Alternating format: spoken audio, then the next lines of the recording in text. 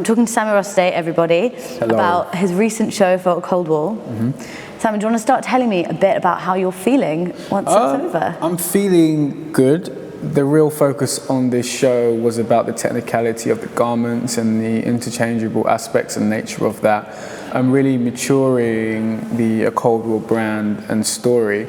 Yeah, I'm feeling good. This one was more so not led by an overly dramatic set, but really a focus on the clothing. You know, that's what the narrative and mission was for this show. It was quite a simple set. It was definitely something that you noticed immediately on walking into that room at the BFC, those simple sort of metal pylons. The metal girders, yeah. And why did you use those? Okay, so the whole narrative of the metal girders stems from really material and case studies that have formed part of the foundation of the Cold Wall story. Of course, looking at brutalist structures, Dadaism, and really interesting ways of how asymmetric and coarse materials can be contextualized into the fashion world. So for some of our listeners who maybe aren't familiar, can you tell me a little bit about the background of A Cold Wall and the story? Sure. So A Cold Wall, you know, it started around 3.5 years ago as an art project, and I just finished up working at Donda and assisting Virgil Abloh for around 3.5 years. Prior to that, I actually studied graphic design and worked as a commercial graphic and product designer for 2 agencies before moving back to London. So A Cold Wall was this accumulation of traveling around the world, specifically in Europe, being involved in some of the earlier stages of now great brands that have come from specific artists, and noticing a gap for a new commentary in, you know, British working class culture. There hadn't been a real explanation or new varied set of ideas to represent council estate across the country. And I'd lived at this point in Leeds, Leicester, being born in London, but I grew up in Northampton. I felt like I was the right person to present this new story.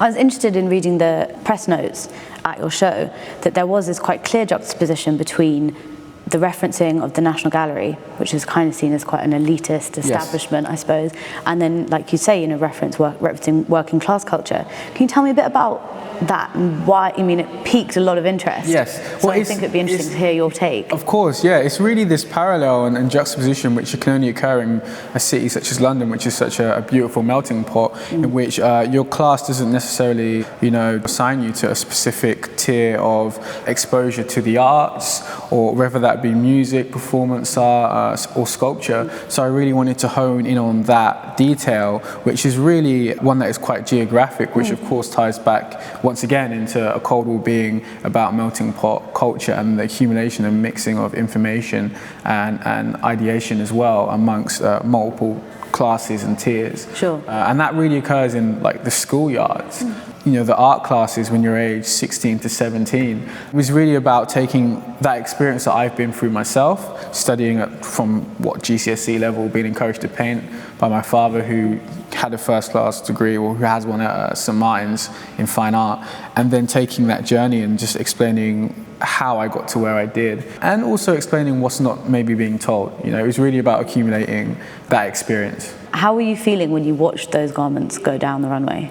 It felt good. It was really just about honing in a new story for A Cold Wall and moving into a space where you start to focus on the quality of the garments and maturing the brand and moving away from what has now become a trend in large graphic prints. I wanted to be honest. You said when we were backstage, you said this nice thing about how everything was removable. Yeah, there's the interchangeable aspect. How you could take that, and so a garment can be sort of a maturely cut piece, and also you can have this element of someone who wants to wear the brand on its back and the logo.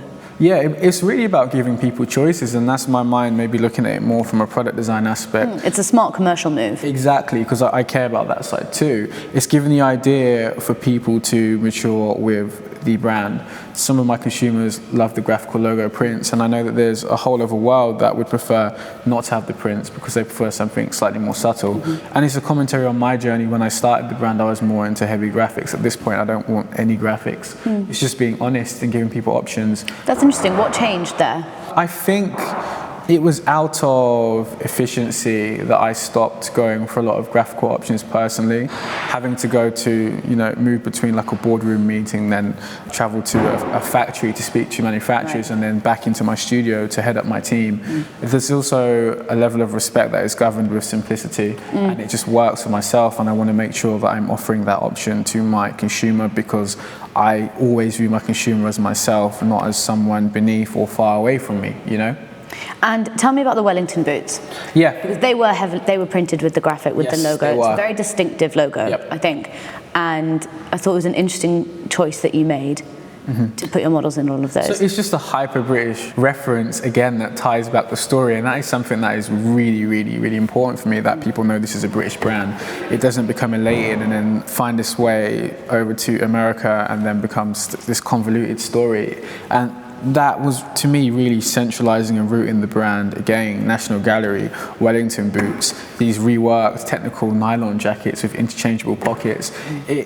Maybe part of that comes from me growing up partially in the countryside as well, and being aware that there are these almost timeless aspects of British culture, Britishness and culture. That did you wear a lot of Wellington boots when you were growing up? Probably when I was a kid, but did you? Yeah, I did. I had a few, but this was about taking something. Will you be wearing the Cold War Wellington boots? I probably will. Yeah, the white ones. The funny thing is, what we put down runway, there were 2 prototypes. Okay. There are some more that have heavy logo debossing, different construction variants that are coming very, very soon. How often are you wearing your own designs? I wear it quite often actually, but only the plain stuff. I wear my plain stuff every single day. I'm for uniform. And when you're designing, who do you have in mind?